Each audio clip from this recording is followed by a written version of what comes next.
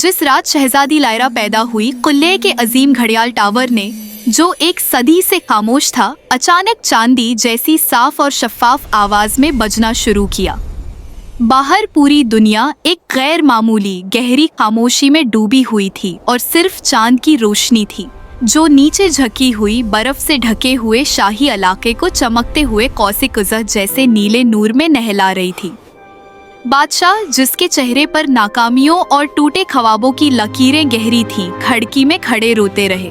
अचानक आसमान से एक रोशन तरीन सितारा टूटा और आहस्तगी से तख्ते गहवारे पर आ उतरा। बादशाह और मलका गहवारे के करीब खड़े थे, जहां उनकी बेटी लेटी हुई थी। उसकी जल्द उसी ठंडे नीले नूर से चमक रही थी।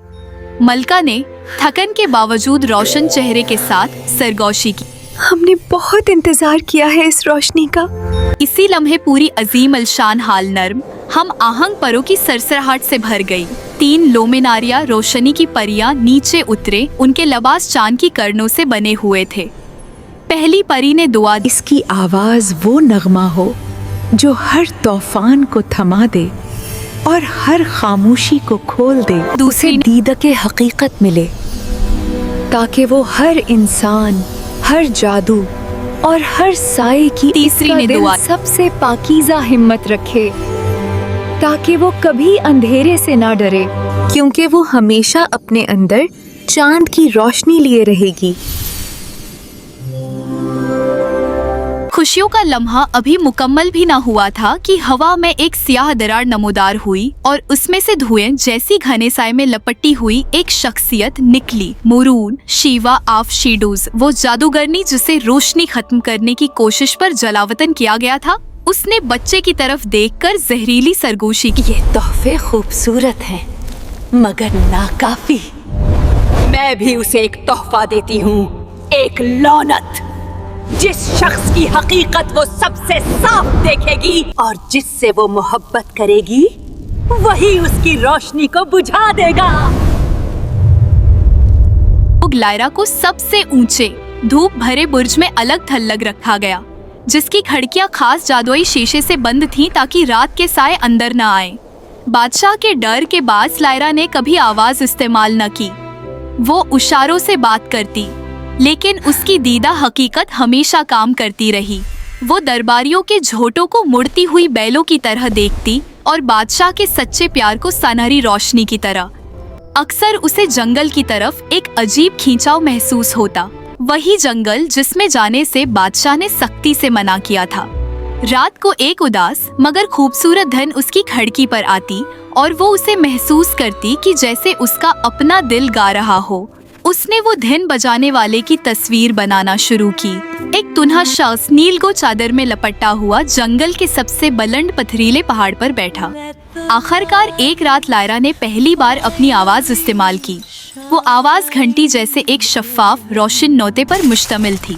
खिड़की का जादुई शीशा टूट गया और लायरा बाहर निकल आई। वो इस शख्स तक पहुंची जो हड्डी की सफेद बांसुरी बजा रहा था। उसका नाम था कैल।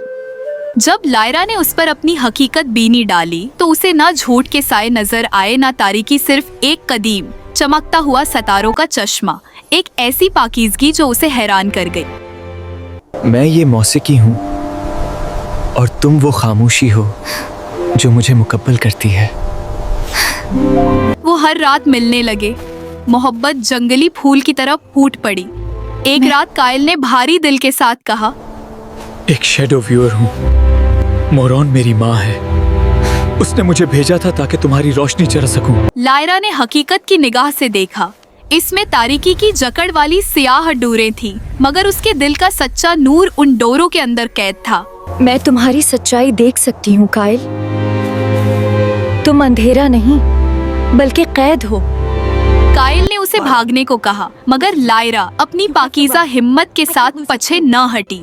उसने उसे गले लगाकर गाना शुरू किया। उसकी आवाज ने जंगल की जड़ें हिला दी। सियाह डोरें सफेद होकर टूटने लगी। मोरू नमोदार हुई, चीखते हुए, अहमक लड़की, तुम उसे आजाद कर रही हो, जैसे ही आखिरी डोर टूटी, कायल आजाद हो गया, मगर लायरा की अपनी रोशनी बुझने लगी। लानत पूरी हो रही थी, महबूब की आजादी के बदले उसकी जिंदगी। लायरा का आखिरी नौता मोरून की कुव्वत तोड़ गया और मोरून दायमी साये में बिखर गई। लायरा खामोश हो गई, उसकी आंखों की रोशनी खत्म हो गई। कायल ने उसकी लाश को पहाड़ पर ले गया जहां वो मौसीकी बजाया करता था। वो उसे दफन न कर सका। दुनिया से उसकी रोशनी जदा करने का तसव्वुर भी नाकाबिले बर्दाश्त था। वक्त गुजरता गया। लायरा का जिस्म गलने के बजाय चमकते हुए नीले हीरो के मुजस्मे में बदलने लगा। एक ऐसा मुजस्मा जो चांदनी को पकड़कर पूरी सल्तनत पर रोशनी बखेरता था। कायल की मौसीकी पहाड़ी हुआ बन गई। एक सुबह लोग जागे तो देखा कायल गायब था। उसकी जगह लायरा के मुजस्मे के कदमों में एक सफेद गुलाब अग आया था। उसकी पंखड़ियां नीले नूर से चमक रही थी और उसकी खुशबू बिल्कुल लायरा की आखिरी सांस जैसी थी। कहा जाता है कि लान टूटी भी और पूरी भी। लायरा मर गई ताकि उसका महबूब जिंदा रह सके, और अब वो दोनों हमेशा साथ है। एक चमकता हुआ नीला मुजस्मा और उसके कदमों में नीली रोशनी वाला सफेद गुलाब।